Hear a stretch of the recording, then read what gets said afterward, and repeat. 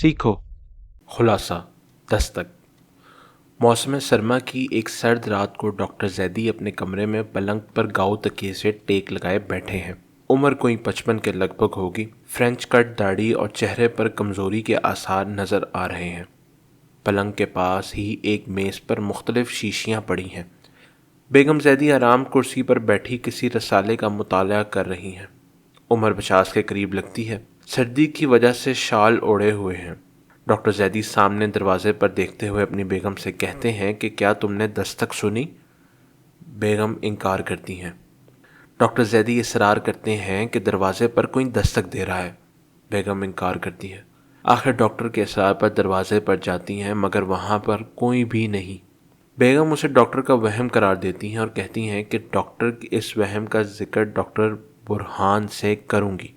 گھنٹی کی آواز سن کر بیگم زیدی دروازے پر جاتی ہیں۔ ڈاکٹر برہان گھر میں داخل ہوتے ہیں۔ وہ ایک نوجوان ڈاکٹر ہیں۔ ہاتھ میں ڈاکٹروں والا بیگ ہے۔ برساتی پہنے ہوئے ہیں۔ ڈاکٹر برہان ڈاکٹر زیدی کا معائنہ کرتے ہیں۔ وہ ڈاکٹر زیدی کا معالج ہے۔ بیگم زیدی چائے لے کر آتی ہیں اور تینوں چائے پیتے ہیں۔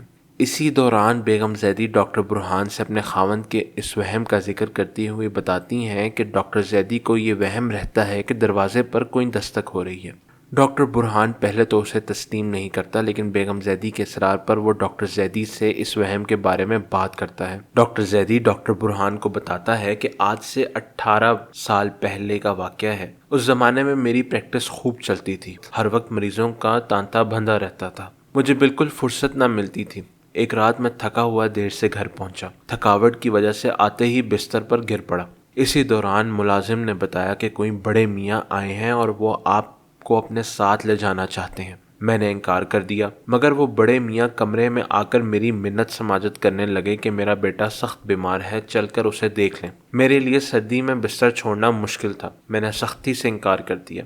میرے نوکر نے اس بوڑھے آدمی کو زبردستی گھر سے نکال دیا تو وہ دروازے پر دستک دینے لگا۔ وہ نہ جانے کب تک دستک دیتا رہا۔ میں سو گیا۔ صبح بیدار ہوا تو طبیعت پر عجیب سا بوجھ تھا۔